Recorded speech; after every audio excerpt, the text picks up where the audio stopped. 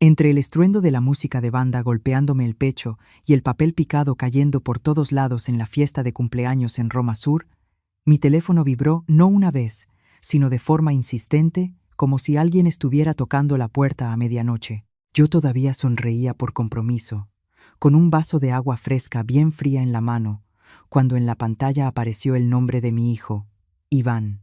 Su voz sonaba ronca, tan baja que parecía un susurro. Mamá, saca al niño de ahí, ahora. Y si ves un moño rojo amarrado en el espejo del coche, no te subas a tu auto. No alcancé a preguntar por qué, cuando añadió, cada palabra como un corte en la piel, no confíes en nadie, ni siquiera en mí. La llamada se cortó. Más tarde entendería esa frase. Iván no dudaba de mí.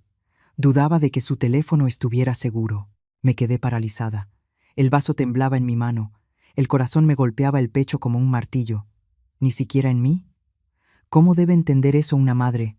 Entre las luces amarillas, las risas y las felicitaciones, de pronto sentí que la habitación se encogía, que el aire se volvía espeso. Me giré a buscar a mi nieto y el corazón se me fue directo al estómago.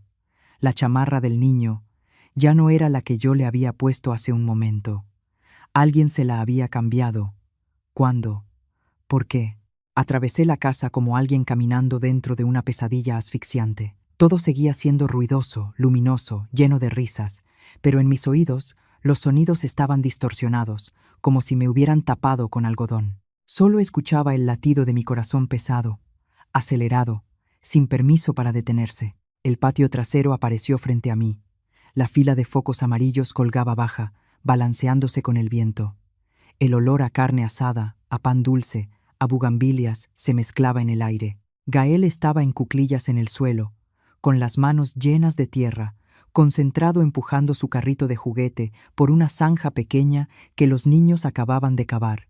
Reía, una risa clara, inocente, que dolía. Lo llamé en voz baja. Gael. El niño levantó la vista, con los ojos brillantes. Abuela.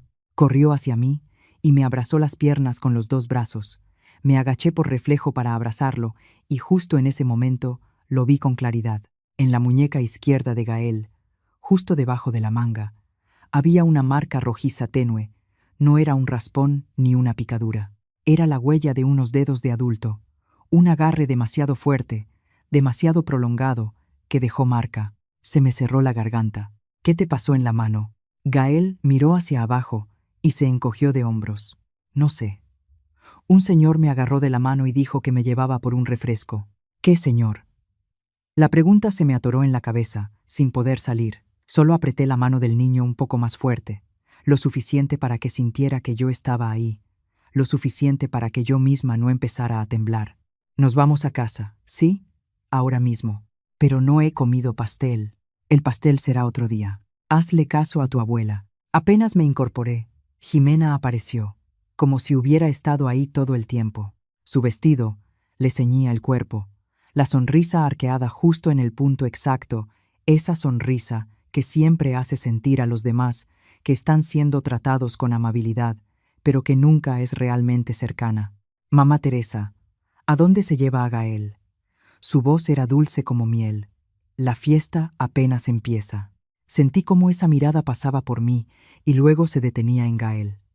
No era la mirada de una madre buscando a su hijo, sino la de alguien que está inventariando algo que considera suyo. Me mareé, respondí, más rápido de lo necesario. Quizá por el sol. Me llevo al niño primero. Jimena inclinó la cabeza, como evaluando mi respuesta. ¿Ah, sí? Dijo despacio. Debería sentarse a descansar un poco. A esta edad, los mareos no son cosa menor. La frase sonó a preocupación, pero la mirada no.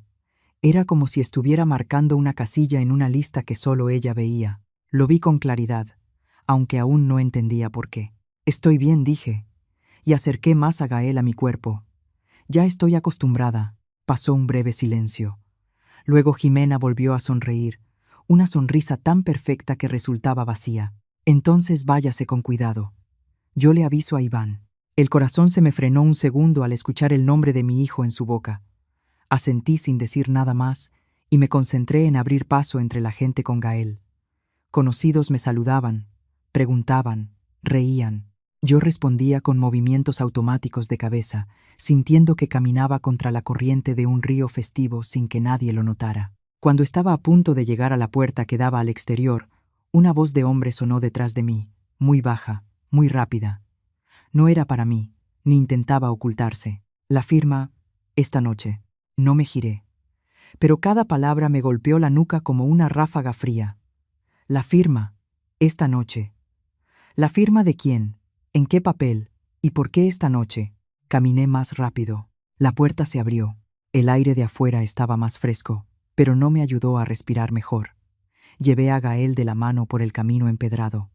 El niño empezó a ir más despacio y de pronto me jaló la mano. Abuela, ¿qué pasa? Levantó la vista, bajando la voz, como si temiera que alguien nos escuchara. Escuché que decían que la iban a llevar a que la revisaran. Me detuve en seco en medio del camino. Solo fue un segundo, pero suficiente para que todo mi mundo se tambaleara. Me agaché hasta quedar a la altura de los ojos de Gael y le puse las manos en los hombros. ¿Quién dijo eso? Gael frunció el ceño, intentando recordar. No sé.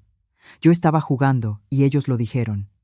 Dijeron que usted se le olvidan las cosas, por eso tenía que ir a que la revisaran. Y luego me dijeron que no le contara. Tragué saliva. En ese instante no vi las luces ni escuché la música.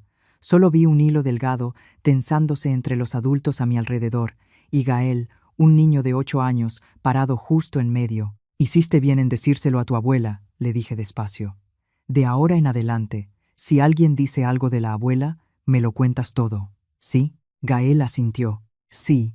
Le apreté la mano, más firme que antes, y seguí caminando. En mi cabeza, las piezas sueltas empezaron a chocar entre sí. Aún no tomaban forma, pero bastaba para entender una cosa. Alguien estaba hablando de mí, decidiendo por mí, y no creían que yo fuera a enterarme. Abrí la puerta hacia afuera. La noche de México se extendía frente a mí, extrañamente silenciosa, y en ese silencio supe que ya no era la invitada que se iba temprano de la fiesta por un mareo. Me iba por otra razón, una que me había tocado a mí y al niño que llevaba de la mano, y que no iba a terminar ahí. El estacionamiento quedaba oculto detrás de la fila de casas. Las lámparas amarillas colgaban alto, proyectando manchas irregulares de luz sobre el cemento viejo. Reduje el paso por instinto, no por cansancio, sino porque una sensación de algo fuera de lugar empezaba a expandirse en el pecho. Gael me apretaba la mano. Su manita estaba tibia, pero ligeramente sudada. Mi coche estaba en el lugar de siempre. A la distancia, parecía como cualquier otra noche. Pero al acercarme, el corazón se me brincó un latido. La puerta del asiento del copiloto no estaba completamente cerrada, y entonces lo vi. Un moño rojo, pequeño, amarrado en el espejo del lado del copiloto. Sentí que se me helaba la sangre. Di un paso atrás sin pensarlo, apenas abierta, lo justo para que un ojo atento lo notara y lo suficiente para que alguien con prisa lo pasara por alto. Me quedé quieta unos segundos, escuchando. No había pasos ni voces, solo la música de la fiesta, cada vez más lejana, como si viniera de otro mundo. Me agaché y acerqué a Gael contra mi cuerpo. ¿Estás cansado?, le pregunté en voz baja. No, abuela. Abrí la puerta del coche y recorrí con la mirada el asiento delantero. Justo sobre el asiento del copiloto había una bolsa de papel de la panadería de la esquina Pan Dulce, del que suelo comprar los domingos por la mañana. Toqué la bolsa con cuidado. Estaba tibia, no tibia por el calor de la noche, sino tibia como algo que acababa de colocarse ahí.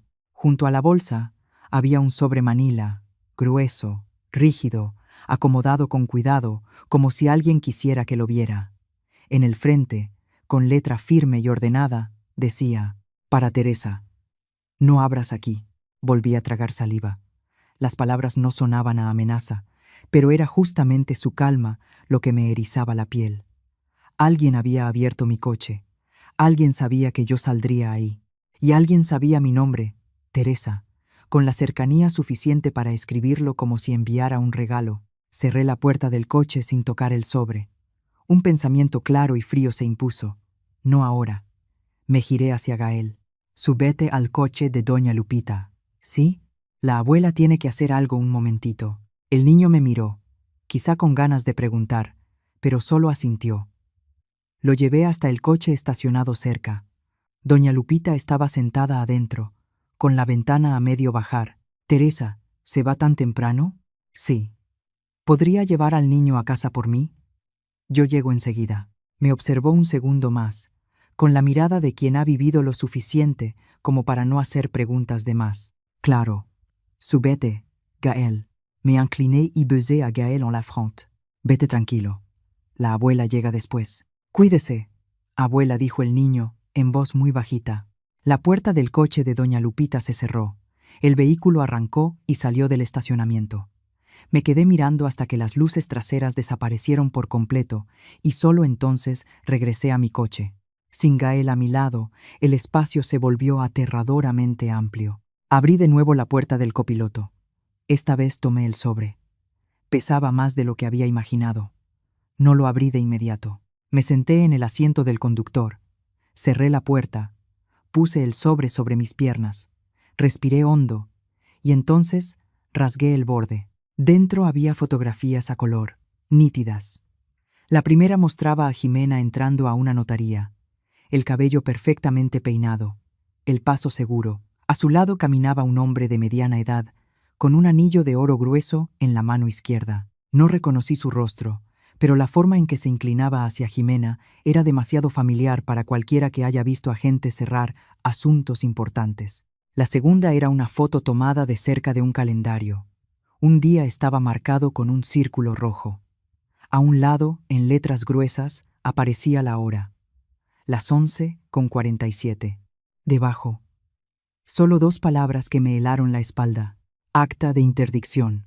No soy abogada, pero conozco ese término. Sé lo que significa. No es un chequeo médico común. Es la línea que separa el decidir por uno mismo de que otros decidan por ti. En el fondo del sobre había una memoria USB pequeña, negra, sin etiqueta. Junto a ella, un papel doblado en 2. Lo abrí. Solo una frase corta. Si la abre ahí mismo en el coche, ellos lo sabrán. Me quedé tiesa.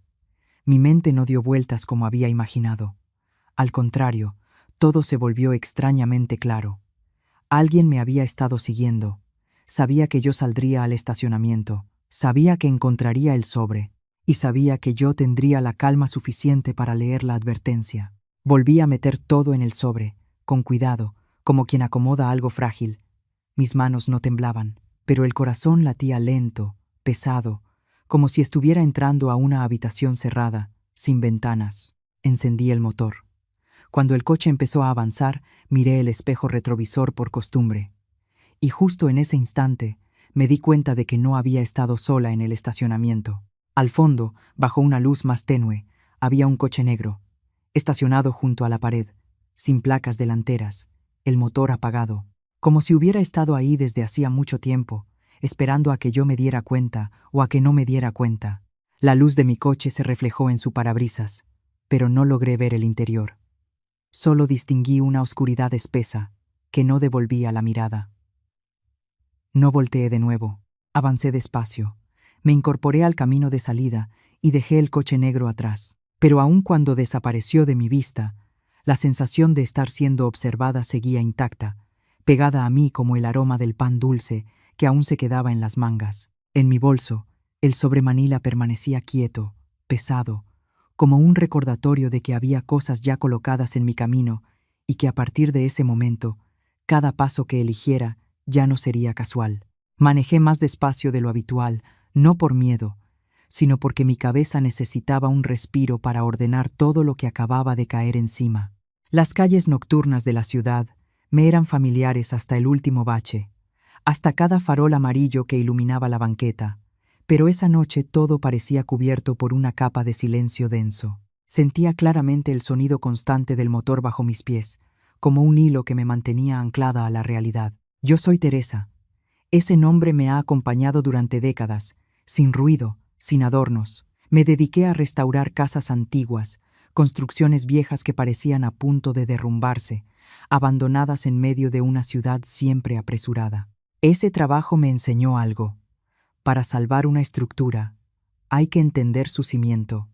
No basta con pintar la fachada. Hay grietas profundas, invisibles, que si no se atienden, hacen que toda la casa colapse un día sin aviso. Vivo con disciplina, cada cosa a su hora. No me gustan los escándalos, mucho menos el drama. Creo en lo simple, trabajar con honestidad, hablar poco pero con verdad, cumplir la palabra. Tal vez por eso muchos piensan que soy rígida. No me importa. Estoy acostumbrada a mantenerme en pie sola desde hace mucho tiempo. Mi esposo, Joaquín Medina, solía reír cuando yo decía esas cosas. Decía que yo era como un muro de carga, no el más bonito ni el más vistoso, pero sin él, la casa entera no se sostiene. Joaquín murió hace varios años, pero su voz sigue conmigo, sobre todo en momentos como este. La verdad no grita, pero pesa. La verdad no necesita gritar, Teresa, pero tiene peso. Presiona, obliga a que todo muestre su forma real. Llegué a casa. La puerta de madera que yo misma lijé y pinté se abrió con su crujido familiar. El olor del hogar me envolvió madera vieja, cal, tiempo. Encendí la luz de la sala. Dejé el bolso, me quité los zapatos. Cada movimiento fue lento, como un ritual para volver a ser yo. Esta casa, igual que el pequeño edificio que rento, no apareció de la nada. La compré ladrillo por ladrillo, mes a mes, con noches desvelada corrigiendo planos. El edificio en renta solo tiene un local en la planta baja y 2 departamentos pequeños arriba. No es grande ni lujoso, pero es suficiente para no tener que inclinar la cabeza ante nadie, suficiente para dormir tranquila cada noche, sin temor a que alguien decida por mí al día siguiente. Iván creció en esta casa. Es noble, como su padre, tan noble que a veces me preocupa. Confía en la gente, en las palabras, en que si uno vive con decencia, la vida devuelve decencia. Nunca lo he reprochado. Solo tengo miedo. Miedo de que esa nobleza, en un mundo que no siempre lo es, se vuelva una debilidad. Y Ximena, no sé cómo llamar lo que siento. No es odio, ni desconfianza desde el principio. Son preguntas. Preguntas que llegan de forma natural, inocente, como simple charla de sobremesa. ¿Dónde guarda las escrituras, mamita? Por si algún día pasa algo, saber dónde buscarlas. ¿Tiene seguro? A esta edad, no tenerlo es peligroso. ¿Se le olvidan mucho las cosas? He notado que a veces deja las llaves. Escuchadas por separado, esas preguntas no tenían nada de malo. Incluso sonreía al responderlas, pensando que era interés. Pero cuando se repetían, cuando aparecían justo cuando yo estaba cansada, distraída, cuando me levantaba y me sentaba más despacio de lo normal, empecé a sentir que alguien me estaba midiendo, no con preocupación, sino con una regla de conveniencia. Me senté a la mesa del comedor y encendí la lámpara. La luz amarilla se extendió sobre la madera donde pasé horas junto a Joaquín, dibujando, calculando, soñando con casas que volverían a vivir.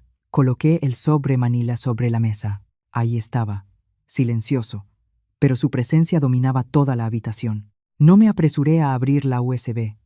Me preparé una taza de té y me senté, dejando que el vapor calentara mis manos. Pensé en Joaquín, en la forma en que me miraba cuando yo me tensaba demasiado. ¿Otra vez quieres arreglar hasta los cimientos del mundo?, bromeaba él. Tal vez sí, pero no el mundo. Esta vez, mi familia. Miré alrededor de la casa. Las paredes, los marcos de las puertas, cada detalle que conozco mejor que nadie. La familia es igual. Conozco a Iván, conozco a Renata, conozco también los vacíos, los silencios, las pequeñas grietas que nadie más nota. Y sé que cuando alguien empieza a preguntar por mi memoria, por mi capacidad de decidir por mí misma, por mis papeles, eso ya no es preocupación. Tomé la memoria USB, pequeña, ligera, pero pesada de otra manera. La conecté a la computadora. La pantalla parpadeó. Apareció una carpeta. El nombre estaba escrito en mayúsculas, ordenado, frío, como un expediente técnico. Proyecto Santa Teresa. Sonreí apenas, no porque fuera gracioso, sino por su descaro. Proyecto. Así llamaban a mi vida. Y entendí, desde ese instante, que había gente que había dibujado planos para mí, pero había olvidado algo importante. Yo también soy arquitecta. La pantalla iluminó la habitación, tan silenciosa que pude escuchar el ventilador de la computadora girando de manera constante, como la respiración contenida de mi propio cuerpo. Me senté derecha, las manos apoyadas sobre la mesa, no por miedo, sino porque un instinto antiguo despertó cuando uno está frente a una estructura a punto de revelar todos sus planos internos. Hay que mantenerse firme. El primer archivo de video se abrió sin sonido durante los primeros segundos. La imagen temblaba un poco, grabada desde un ángulo alto, como de una cámara colocada a toda prisa sobre un estante. El departamento apareció ante mis ojos. Paredes blancas, ventanales grandes, cortinas a medio correr. Lo reconocí de inmediato, no por familiaridad, sino por su absoluta neutralidad, un lugar rentado solo para encuentros que no dejan huella. Entonces, Jimena entró en cuadro. No vestía como cuando estaba en mi casa. No había sonrisa amable ni voz dulce, el cabello recogido, el rostro frío, el paso rápido y decidido. Un hombre la esperaba cerca de la ventana. Cuando se giró, sentí un nudo en el pecho. Bruno, el esposo de mi hija, Renata, parpadeé. No por sorpresa, sino porque mi mente necesitó un segundo para aceptar esa coincidencia. Ximena y Bruno se colocaron frente a frente, sin saludos ni titubeos. No había gestos furtivos de dos personas con miedo a ser descubiertas. Hablaban como miembros del mismo equipo, reunidos para revisar avances. ¿Todo bien?, preguntó Ximena. Bien, respondió Bruno, seco. Solo falta el último paso. Sentí un frío subir por la espalda. Esto no era una infidelidad. La infidelidad tiene ocultamientos, emociones mezcladas, temor. Esto era una junta. El video cambió. Esta vez había sonido. La voz de Bruno se escuchó grave y pareja, la voz de alguien acostumbrado a tomar decisiones. Si a Teresa le diagnostican señales de deterioro, la notaría hará el resto. El papeleo es solo un trámite. Incliné un poco la cabeza, como si ese movimiento pudiera ayudarme a escuchar mejor. Deterioro, trámite. Esas palabras, juntas, formaban un camino recto hacia lo que querían. Es terca, dijo Ximena, sin enojo, como quien menciona un dato. Pero la edad nos va a ayudar. Solo hacen falta algunos reportes bien colocados. Interdicción, continuó Bruno. No hay que hacer escándalo. La gente va a pensar que es por su bien. Me quedé inmóvil. En mi mente, las piezas comenzaron a encajar sin esfuerzo. Las preguntas, inocentes. Las sugerencias de ir al médico. Las conversaciones sobre seguros, sobre la memoria. Nada estaba suelto ya. Era una secuencia, un guión. Abrí el siguiente archivo. No era un video, sino imágenes. Fotografías de recetas médicas.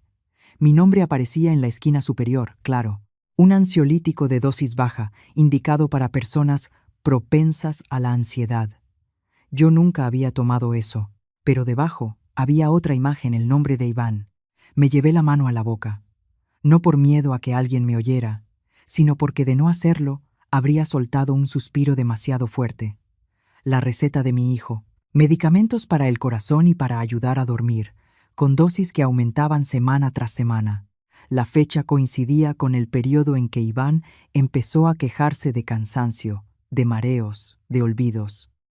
Recordé su figura, apoyada en la pared de la cocina, la mano en la sien, sonriéndome para tranquilizarme, diciendo que solo era estrés del trabajo. Recordé a Ximena detrás de él, acercándole un vaso de agua, recordándole que tomara la medicina a tiempo. Seguí avanzando con el cursor. Apareció una nota adjunta, escrita a mano, con la letra ordenada de Bruno.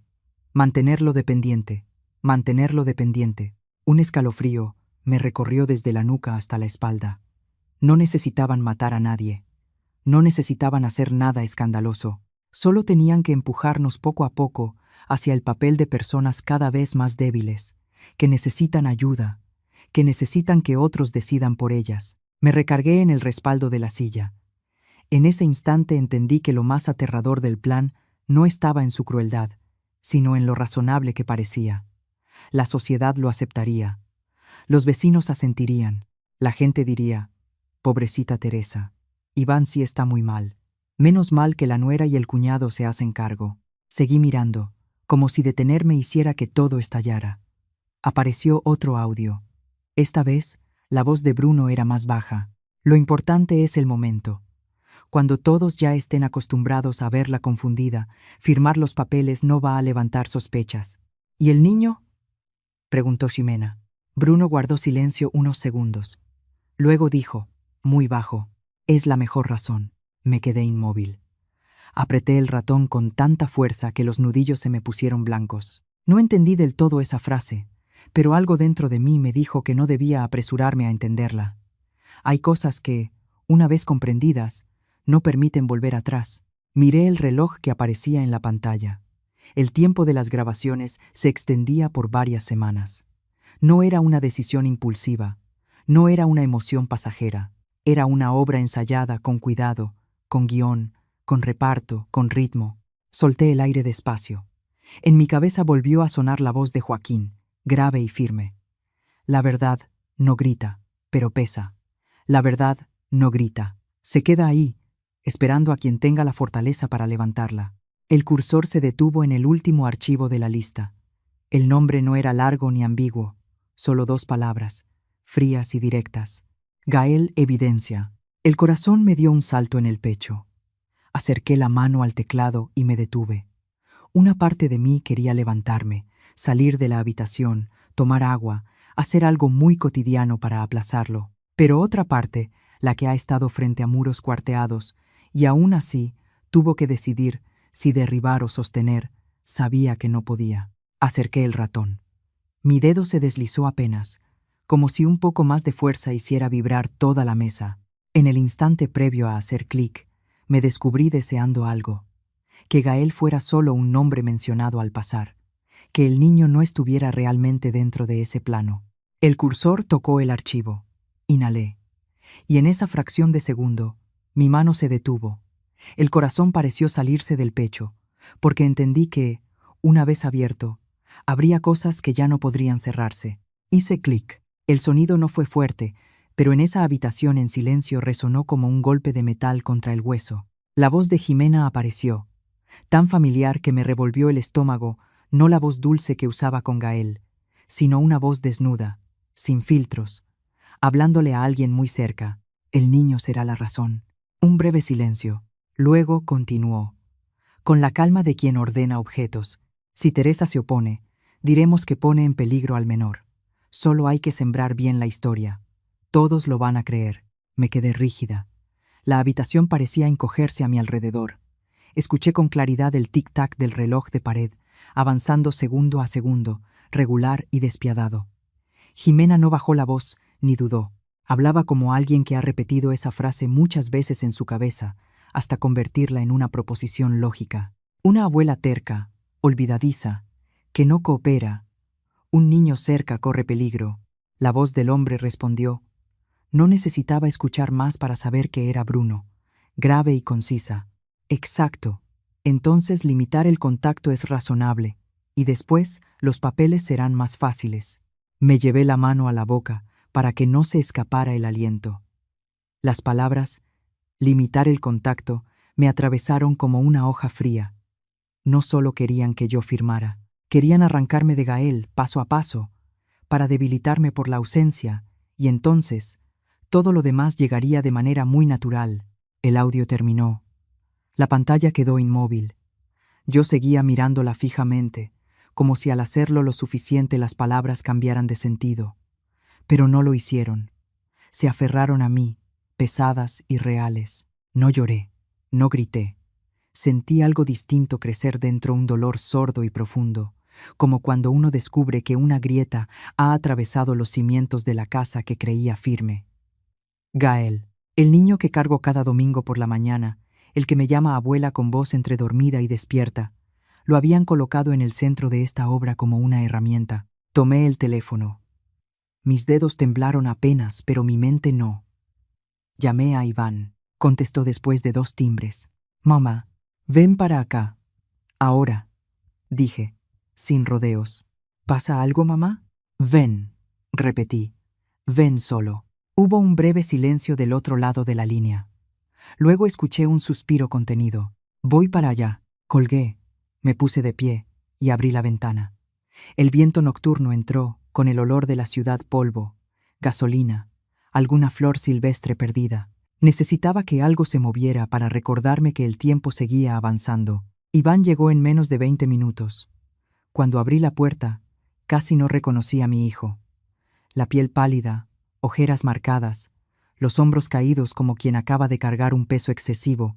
Las manos le temblaban ligeramente al quitarse los zapatos. «Mamá», dijo, y se detuvo, como si no supiera cómo seguir. Cerré la puerta y le indiqué que se sentara. No pregunté cómo estaba. No preparé té. Lo miré directo a los ojos. «¿Desde cuándo lo sabes?» Iván bajó la cabeza. Pasó un largo rato sin hablar. Luego soltó el aire, entrecortado. «Lo sospecho desde hace tiempo», dijo con voz ronca. «Las preguntas de Ximena, las apariciones casuales de Bruno, los medicamentos que el doctor recetó y que me hacían sentir cada vez peor». Algo no cuadraba. «Entonces, ¿por qué no dijiste nada?» Él levantó la mirada, con los ojos enrojecidos, no por llorar, sino por la falta de sueño. «Porque me amenazaron, mamá». Sentí cómo se me cerraba la garganta. «¿Cómo te amenazaron?» «Dijeron que si me oponía, dirían que soy irritable, violento. Tienen testigos. Tienen una historia armada». Sonrió torcido. «Dijeron que solo con sembrar el rumor correcto perdería la custodia de Gael antes siquiera de entender qué estaba pasando». Cerré los ojos un segundo. Todas las piezas encajaron. Las recetas, el cansancio, las veces que Iván retrocedió, que eligió el silencio, no por debilidad, sino por estar atrapado entre el miedo y el amor de padre. «Pensé que podía aguantar», continuó Iván, con la voz cada vez más baja. «Pensé que mientras yo obedeciera, no le harían nada al niño. Pero ya lo hicieron», dije. Él asintió. Apretó las manos contra las rodillas hasta ponerse pálidas. Luego habló, muy despacio, como cruzando una línea frente a la cual llevaba demasiado tiempo detenido. «Mamá, hay algo más».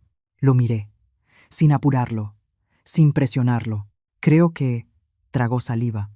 «Puede que Gael no sea mi hijo biológico».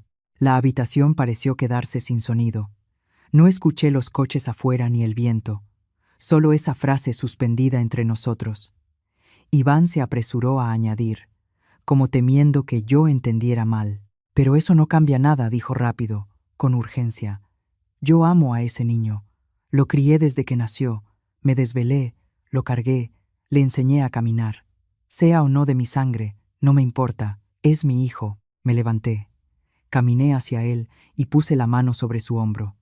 Sentí claramente el temblor que intentaba esconder bajo una calma frágil. «Iván», le dije en voz baja, «ya hiciste lo más difícil». «¿Qué cosa?» «Quedarte, amar, proteger».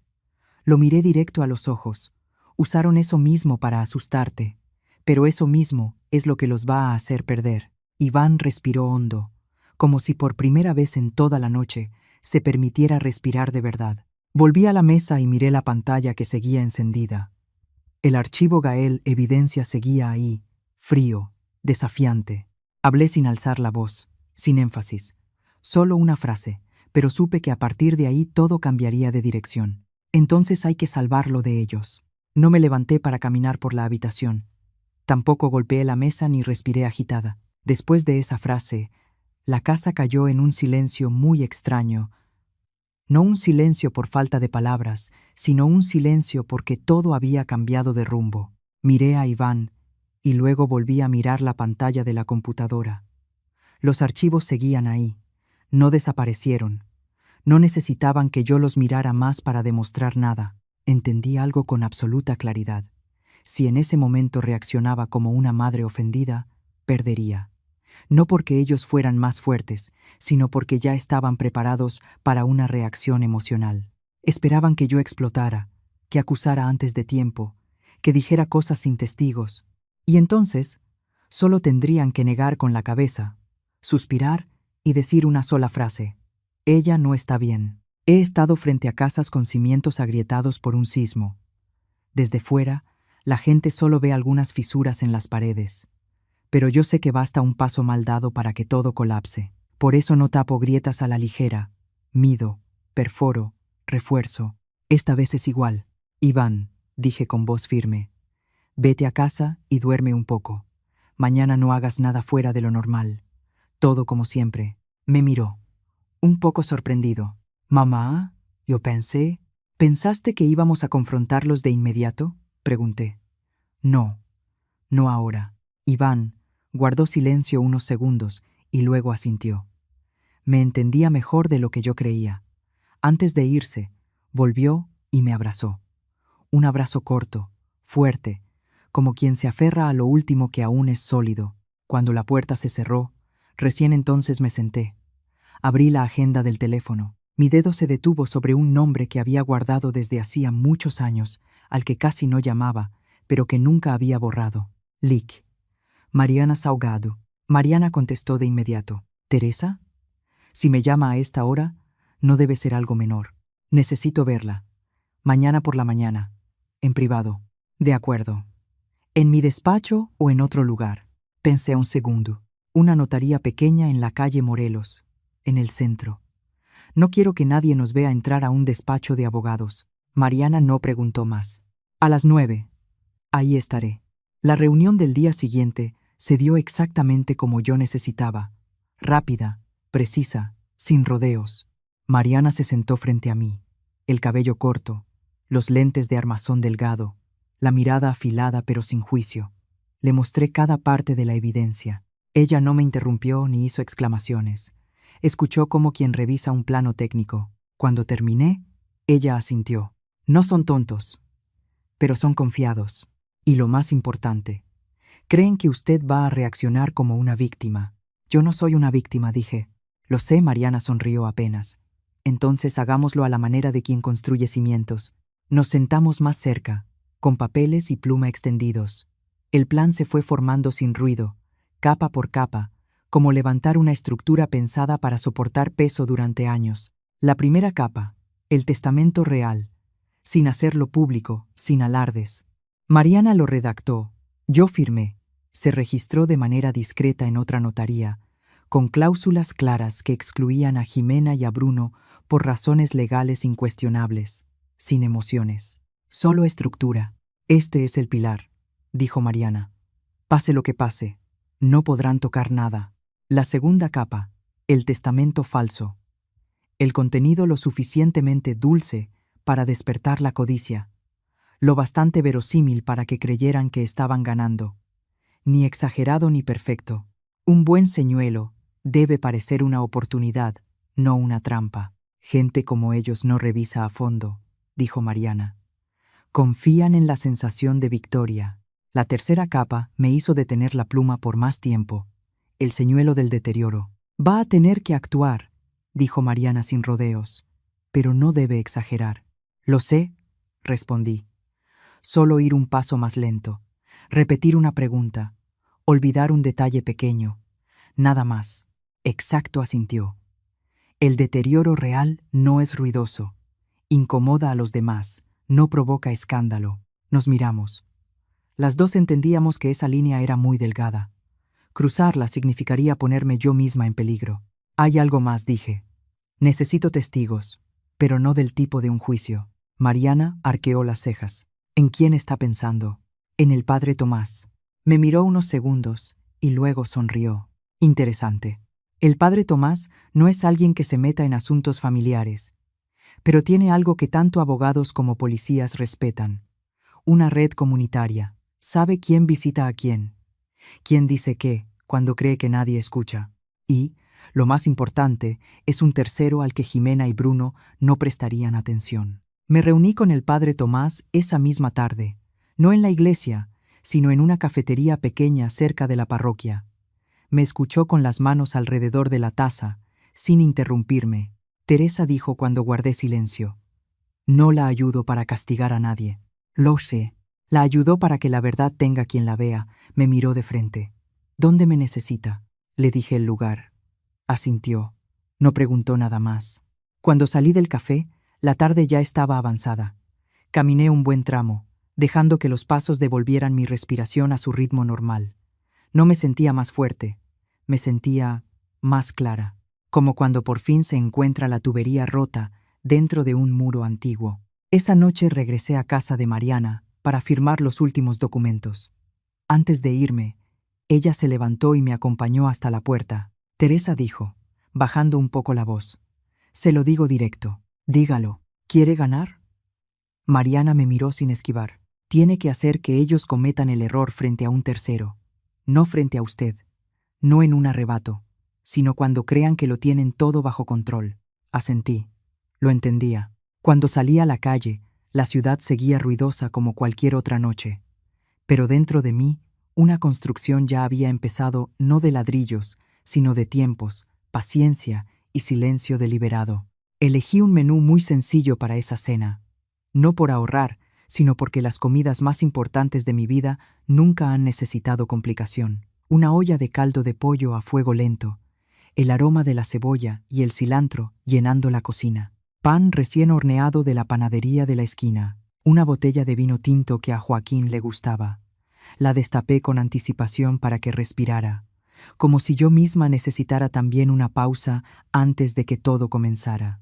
Llamé a cada uno con un tono suave, el de una madre invitando a una cena de cumpleaños atrasada, sin motivos complicados, sin explicaciones de más. Todos aceptaron más rápido de lo que esperaba. Eso, por sí solo, ya era una señal. Renata llegó primero con Bruno. Mi hija vestía un vestido sencillo, el cabello recogido bajo, el rostro tenso pero esforzándose por sonreír. Bruno, en cambio, era correcto hasta lo impersonal. Traía otra botella de vino y la dejó sobre la mesa como quien entrega un objeto de intercambio. Abracé a mi hija. Sentí cómo su cuerpo se tensaba en mis brazos y se soltaba enseguida. No pregunté, no hacía falta. Unos minutos después, Jimena llegó con Iván y Gael. Gael entró corriendo primero, riendo a carcajadas, y se lanzó a abrazarme las piernas. Me agaché para besarle la frente. Pasé la mano suavemente por su cabello, cuidando que el gesto se viera natural. Iván venía detrás. Su mirada se cruzó con la mía, apenas un instante, la mirada de alguien que sabe lo que pasa, pero tiene que fingir que no. Y Jimena. Ella entró a la casa como quien entra a un espacio donde ya se siente con derecho. «Mamá Teresa, qué rico huele la casa», dijo, con tono cercano. «Sopa de pollo», respondí, «el platillo que siempre elogias». Ella sonrió, una sonrisa que no llegaba a los ojos. Nos sentamos a la mesa. Coloqué los lugares con mucho cuidado, como si acomodara piezas de ajedrez. Gael se sentó a mi lado, Iván frente a mí, Ximena a la derecha de Iván, Renata a mi izquierda, Bruno al fondo de la mesa, desde donde podía observarlo todo. La cena empezó con conversaciones triviales, el clima, el tráfico, algunas noticias ligeras. Yo respondía más despacio de lo normal. A propósito, a veces me detenía a la mitad de una frase, como si buscara una palabra. Vi cómo los ojos de Jimena se iluminaban apenas, como quien acaba de confirmar una hipótesis. «Mamá hoy se ve cansada», dijo, lo suficientemente alto para que todos escucharan. «¿Últimamente se marea mucho?» «¿Mareos?», repetí, frunciendo el ceño. «Ah, puede ser. O tal vez, no sé, no lo recuerdo bien». Iván apretó ligeramente la mano bajo la mesa. Yo no lo miré. Seguí comiendo, como si la pregunta se hubiera evaporado. Ximena no dejó pasar la oportunidad. «Solo me preocupa», continuó. «Ya sabe, a esta edad, si se tiene un poder notarial listo, todo es mucho más fácil. Por si se le olvida firmar algún papel del banco o algo así». Levanté la vista y la miré. «¿Poder notarial?», pregunté. «¿Dices, poder?». «Sí», asintió. «Para que nosotros le ayudemos. Por comodidad». «¿Comodidad?», repetí despacio. «¿Comodidad para quién?». La pregunta quedó suspendida en el aire. Bruno carraspeó, como para romper el silencio. Renata bajó la mirada hacia su plato de sopa. Iván guardó silencio. «¿Para usted?», claro, dijo Jimena, suavizando la voz, «para que no tenga que preocuparse tanto». «No preocuparme», murmuré, y luego pregunté de nuevo. «¿Dices que firme? ¿Qué papel?». Lo vi con claridad, su mirada, la seguridad creciendo. Repetí la pregunta exactamente 3 veces, cada una separada por una pausa justa, ni más ni menos. Lo suficiente para sembrar en ellos la idea. Así es. Después del plato fuerte, me levanté para traer el postre. Al volver, dejé caer las llaves al suelo a propósito. Me agaché a recogerlas con lentitud y las coloqué en el borde de la mesa, dejando bien visible la llave del cajón del despacho. ¿Mamá todavía guarda llaves a la antigua?, preguntó Jimena, como broma. Sí, respondí. ¿Dónde las dejo? Luego se me olvidan. Ella sonrió. Esta vez vi algo distinto en sus ojos de decisión. Unos minutos después, Jimena se levantó. ¿Me permite pasar al baño un momentito? Al final del pasillo dije, señalando de manera imprecisa. Ella se fue. No la seguí con la mirada. Me concentré en Gael, ayudándolo a cortar el pastel. Iván hablaba con Bruno de algún proyecto que no alcancé a escuchar. Renata permanecía en silencio, con la servilleta apretada entre las manos. El tiempo pasó despacio, muy despacio. La pequeña cámara del despacho hizo exactamente su trabajo. No miré la pantalla en ese momento, pero sabía cada paso. La puerta abriéndose apenas. Pasos ligeros, el cajón deslizándose. Papeles revisados con rapidez y decisión. No era la primera vez. Jimena regresó a la mesa con el rostro completamente normal. Perdón. Se me cayó el labial y tardé un poco en encontrarlo. No pasa nada, dije. Estás en tu casa. La cena terminó en una cortesía silenciosa. Uno a uno se levantaron, se despidieron, prometieron volver pronto. Jimena me abrazó un segundo más de lo necesario. Descanse, mamá. No se preocupe por nada. Sí, respondí. Gracias, hija. Cuando la puerta se cerró tras ellos, la casa volvió a su estado natural. Silencio. No levanté la mesa de inmediato. Fui directo al despacho, encendí la luz, saqué la silla y abrí el cajón. El papel ya no estaba. Miré el espacio vacío durante un largo momento. Luego sonreí, apenas, porque el papel que se habían llevado no era lo que creían. Era el papel trampa, un tipo de hoja tratada de manera especial, con una tinta que solo se revela bajo una luz que únicamente Mariana y yo sabemos usar. Cerré el cajón, guardé la llave en el bolsillo y sentí el metal frío contra la piel. En esa habitación, entre el olor a madera vieja y la luz amarilla, supe que el primer paso estaba hecho, y el cuchillo escondido en el mantel acababa de mostrarse, no para que yo lo viera, sino para que lo vieran ellos. No sé en qué momento empezó a llover.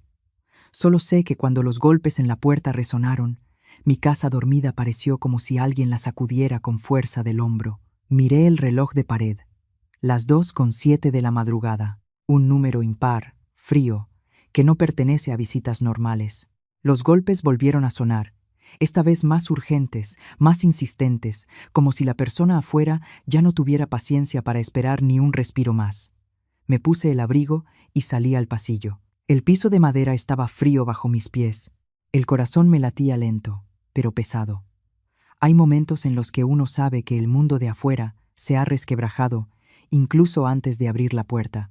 Cuando abrí, la lluvia me golpeó de frente, y Renata estaba ahí, descalza. El cabello mojado pegado a las mejillas, el abrigo delgado adherido al cuerpo. En la mano llevaba una bolsa de plástico blanca, temblando como si al soltarla todo lo que había dentro fuera a desparramarse sin posibilidad de volver a juntarse.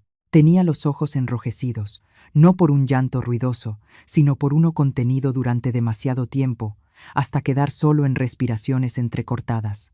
«Mamá», me llamó, con la voz quebrándose desde la primera sílaba. No pregunté nada. La jalé hacia adentro y cerré la puerta de golpe, como si esa puerta pudiera detener todo el mundo que quedaba a su espalda. Le puse una toalla alrededor de los hombros y la llevé al sofá. Seguía temblando, no solo por el frío. «Toma agua», le dije, poniendo un vaso de agua tibia en sus manos. «Despacio». Renata negó con la cabeza. Las lágrimas le cayeron sobre las manos y se mezclaron con el agua del vaso. Yo ya no puedo volver a casa, mamá». Esa frase no necesitaba explicación. La había escuchado desde hacía mucho tiempo, solo que esta noche, por fin, había sido dicha en voz alta. «Bruno». Renata tragó saliva. La garganta se le cerró. Me daba pastillas. Decía que era para que estuviera menos tensa, para que durmiera mejor, pero mientras más las tomaba, más confundida me sentía. No recuerdo qué firmé. No recuerdo cuántas veces dije que sí. Sentí un escalofrío recorrerme la espalda. No por sorpresa, por confirmación. Renata abrió la bolsa de plástico. Dentro no había ropa ni cosas personales. Eran papeles, desordenados, arrugados, como si los hubiera metido ahí a toda prisa cuando solo se tiene una oportunidad para huir. Este es un contrato de préstamo, dijo, bajando la voz. A mi nombre. Una cantidad de dinero mayor a cualquier cosa que haya visto en mi vida. Yo nunca pedí ese préstamo. Pero la firma es mi firma, me los mostró. Observé el trazo, tembloroso, irregular. No era la firma de alguien en pleno control. Grabé todo, continuó Renata, con las manos temblándole mientras desbloqueaba el teléfono. Tenía miedo de despertar un día y que nadie me creyera. El audio se reprodujo en la sala silenciosa. La voz de Bruno, tan familiar que me dio náuseas. Tranquila, calculadora. Si Teresa se pone difícil, diré que perdió el control. Una vieja que vive sola, olvidadiza, desconfiada, meterla a un hospital con el pretexto de una evaluación no es complicado. Renata rompió en llanto. Lo decía como si hablara del clima, mamá. Como si nuestras vidas fueran solo números que hay que reordenar. Apagué el audio. No porque no pudiera soportarlo, sino porque ya había escuchado suficiente. ¿Qué más?, pregunté. Renata alzó la vista. Por primera vez, en sus ojos no había solo miedo, sino algo más afilado. No solo quiere tus bienes. Bruno debe dinero. Mucho dinero. Sacó varias capturas de pantalla, mensajes, cifras, plazos, palabras que no necesitaban explicación. Ese grupo de prestamistas no espera. Le dieron 48 horas. Si no aparece el dinero, todo se va a salir de control. Me recargué en el respaldo del sillón. La última pieza encajó en su lugar. Ya no era un plan largo, paciente. Era una carrera contrarreloj, y en ese tipo de carreras, la gente es capaz de empujar a cualquiera. La puerta volvió a abrirse. Iván estaba ahí, el abrigo aún mojado por la lluvia. Había llegado en cuanto le escribí. Al ver a Renata, se quedó inmóvil un segundo. Luego avanzó y abrazó fuerte a su hermana. Renata hundió el rostro en su hombro y lloró con sollozos, como un niño que por fin encuentra dónde caer. Iván no dijo nada al principio, solo abrazó, solo respiró al mismo ritmo que ella. Luego levantó la mirada hacia mí. En sus ojos ya no había duda, ya no había preguntas. No más. Se acabó. 3 palabras, suficientes para cortar cualquier retirada. Nos quedamos sentados ahí, los tres, en medio de la noche lluviosa, rodeados de papeles, grabaciones y verdades desnudas. Miré a mis hijos, uno obligado a inclinar la cabeza durante demasiado tiempo, la otra resistiendo en silencio, y supe que el plan inicial ya no servía. ¿Esperar a que fueran a la notaría? ¿Esperar a que cometieran el siguiente error? No. Cuando alguien desesperado es acorralado contra la pared, se arriesga. Me puse de pie y caminé hacia la ventana. La lluvia seguía cayendo. La ciudad dormía, pero las corrientes subterráneas no. No vamos a esperar, dije, sin volverme. Si creen que están más seguros en algún lugar, entonces ese lugar será el escenario. Iván apretó el puño. Renata levantó la cabeza. En los ojos de mi hija, por primera vez desde que había entrado a mi casa esa noche, no había solo miedo.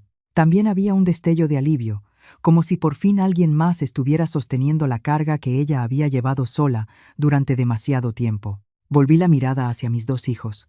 No levanté la voz ni me apresuré, pero cada palabra cayó firme, como un cimiento. He reparado casas a punto de derrumbarse toda mi vida. Ahora es momento de reparar una obra. Elegí con mucho cuidado el lugar para ese último encuentro. No un tribunal, no un sitio frío lleno de un poder ajeno. Elegí la mesa del comedor, el lugar donde la familia solía sentarse junta, el lugar que la gente cree más seguro. Y precisamente por eso, cuando la verdad cae ahí, no tiene dónde esconderse. Llamé primero a Jimena, con la voz lenta y cansada, exactamente como la imagen de madre mayor que ellos esperaban. Ya lo pensé, le dije. Tienes razón. El poder notarial será más conveniente para todos. Nos vemos esta tarde y lo resolvemos. Escuché con claridad cómo su respiración cambiaba de ritmo. ¿Dónde? La voz de Jimena se suavizó, dulce como miel. Aquí, en casa. Mariana traerá los documentos. No tuve que decir nada más. La ambición hizo muy bien el resto. Por la tarde, la sala estaba ordenada. La mesa del comedor limpia, el mantel bien estirado. Sobre la mesa, una carpeta colocada con cuidado. El silencio era tal que se escuchaba el tic del reloj avanzando segundo a segundo. Mariana llegó temprano y se sentó en un lugar desde donde podía ver toda la habitación. Además de ella, había 2 personas más, un empleado de la notaría y un testigo independiente. No hice presentaciones largas. Su sola presencia ya era la respuesta. Jimena llegó con Iván y Gael. Bruno llegó con Renata, fingiendo calma.